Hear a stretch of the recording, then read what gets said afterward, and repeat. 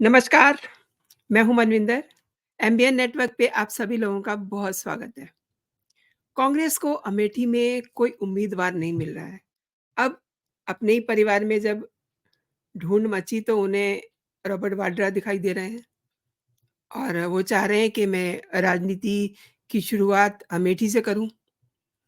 Robert Vadra, आपको याद है ना कांग्रेस की पूर्व अध्यक्ष सोनिया गांधी के दामाद रॉबर्ट वाड्रा?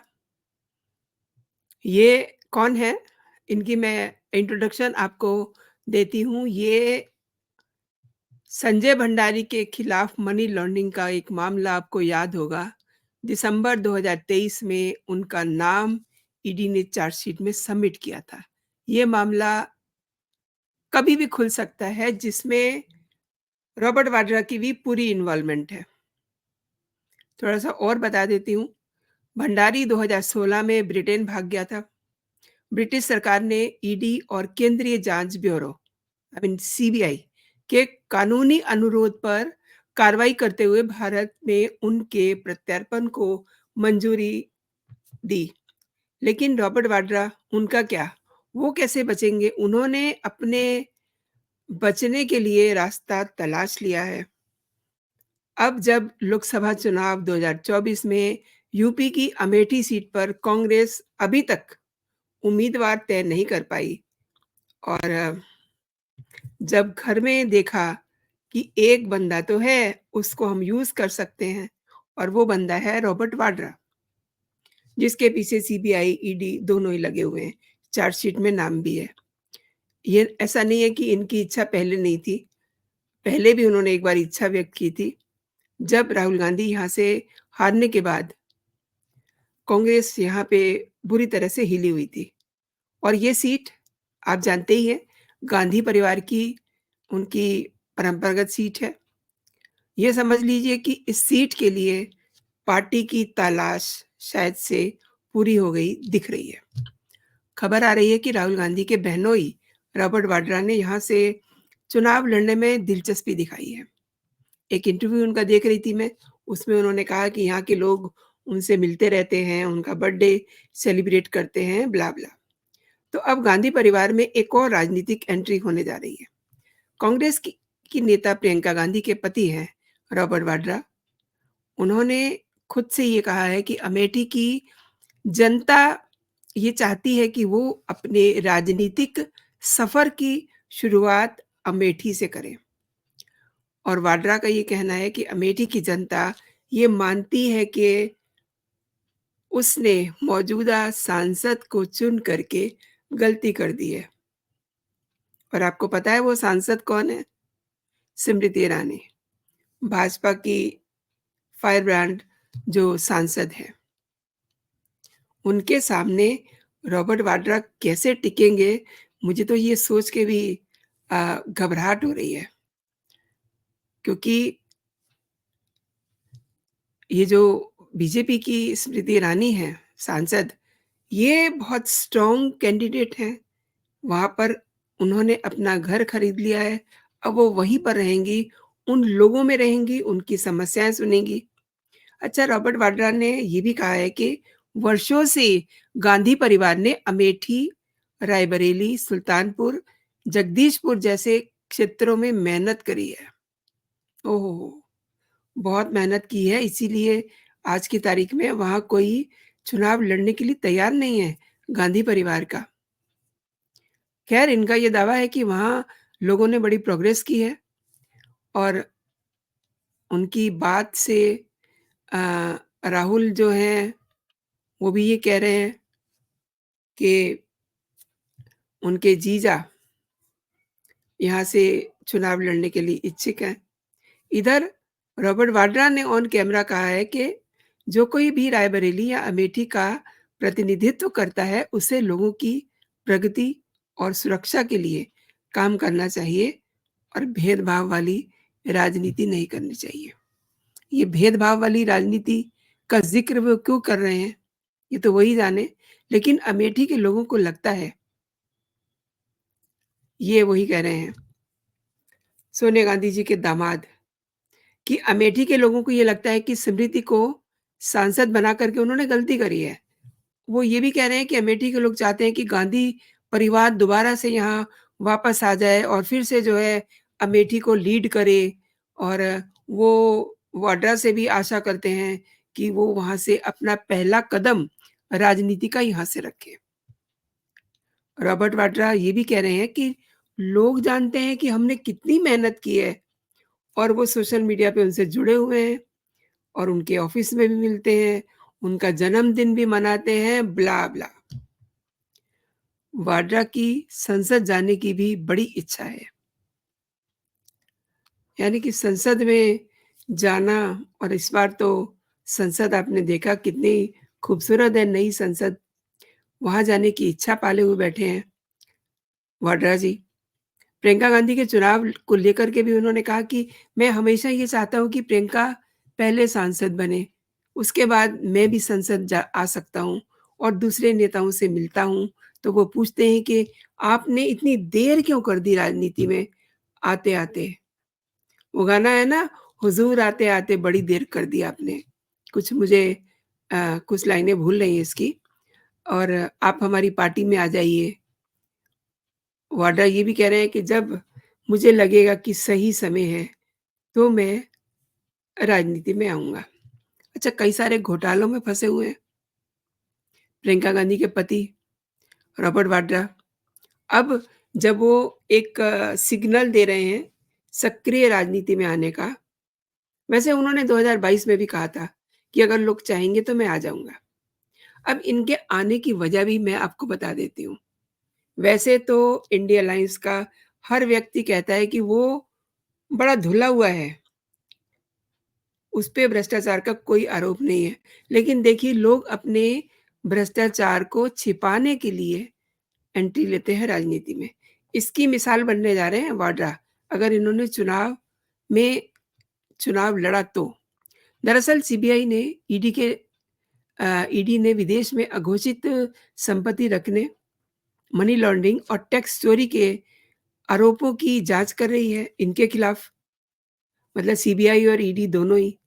ईडी ने इस मामले में वाड्रा का नाम लिया है और ईडी की रिपोर्ट के अनुसार इस मामले में यूएई स्थित एनआरआई व्यवसायी सीसी उर्फ चेरुवत्थर चुक्कुटी थम्बी, आपने नाम सुना होगा, और यूके के नागरिक सुमित चड्ढा के खिलाफ नया आरोप पत्र दाखिल किया है।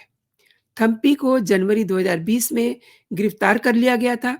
ईडी ने आरोप लगाया था कि थम्पी वाड्रा का बहुत ही करीबी सहयोगी है और थम्पी फिलहाल जमानत पर बाहर है। आजकल जमानत शब्द बहुत चल रहा है ना, केजरीवाल भी जमानत के लिए मारे-मारे फिर रहे हैं और संजय सिंह की जमानत हो गई है बामुश्किल और सशर्त, और अभी 2 और लोग हैं केजरीवाल के साथ, सत्येंद्र जैन एंड मनीष सिसोदिया। तो ज़मानत बड़ी आजकल फ्लोट हो रही है। तो ईडी का ये भी कहना है कि संजय भंडारी के पास अघोषित विदेशी आय है और संपत्तियाँ हैं। इनमें लंदन के नंबर 12 ब्रायन्स्टन स्क्वायर और 6 ग्रोसवेनर हिल कोर्ट जैसी प्रॉपर्टीज़ शामिल हैं और पीएमएलए के प्रावधानों के अनुसार ये संपत्तियाँ आपराधिक आय हैं। आपराधिक आय समझते हैं ना? जिनका कोई सोर्स पता ना चले, उसको आपराधिक आय बोलते हैं, मतलब काला धन। सीसी थम्पी और सुमित चड्ढा को अपराध छिपाने और उपयोग करने में शामिल पाया गया।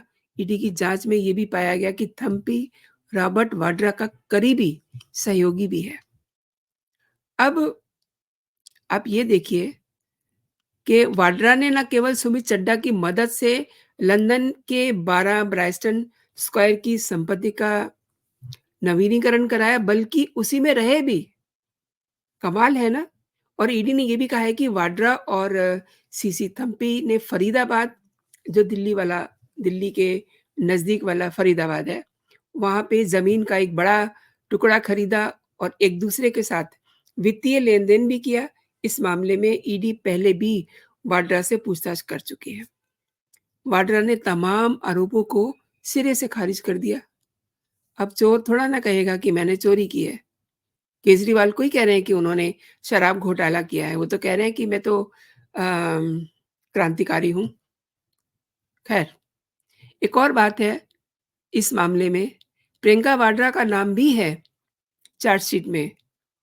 तो रॉबर्ट वाड्रा के बयान पर जो इस समय चल रहा है, उन्होंने ये कहा है कि वाड्रा मतलब सीएम ब्रजेश पाठक ने ये कहा कि रॉबर्ट वाड्रा के चुनाव लड़ने का अ, अब तक भाजपा को कोई आवेदन नहीं मिला है।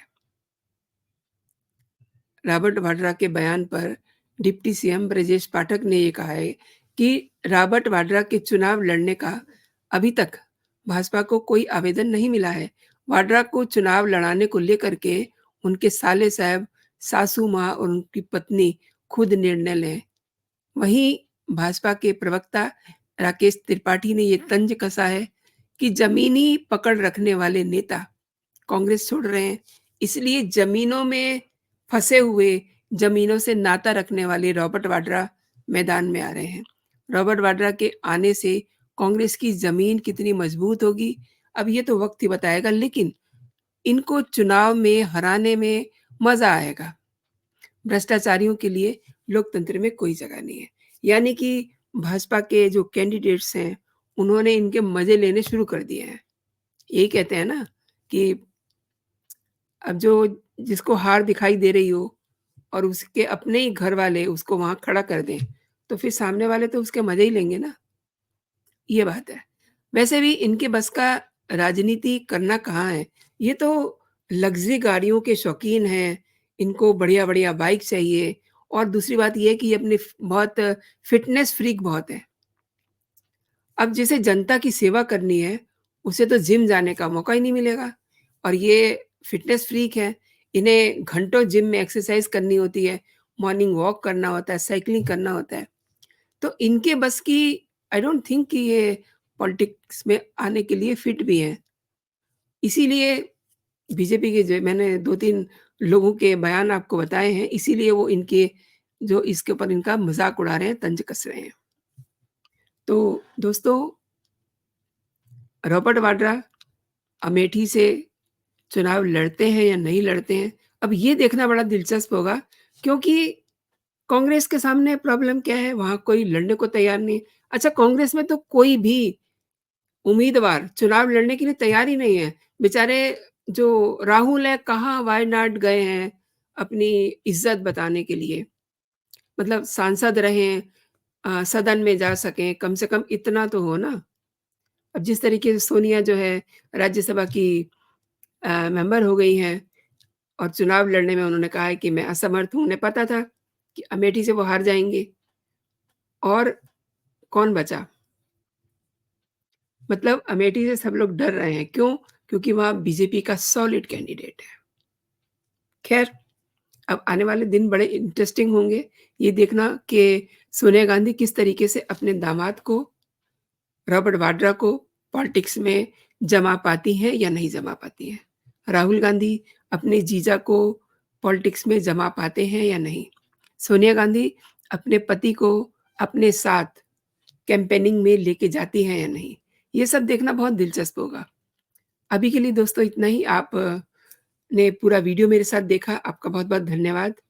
एक बात और कहना चाहूँगी, जो मैं हमेशा आपसे कहती हूँ, आपने अभी तक अगर मेरा चैनल सब्सक्राइब नहीं किया है, तो मेरे चैनल को सब्सक्राइब कर लीजिए। ये वीडियो आपको पसंद आया तो इसको लाइक कीजिए, इस पे अपना कमेंट ज़रूर कीजिए and one more important thing, आप बेल आइकन को ज़रूर प्रेस कर दीजिए ताकि मेरे नोटिफ़िकेशन और मेरे वीडियो आप तक सबसे पहले पहुँचे।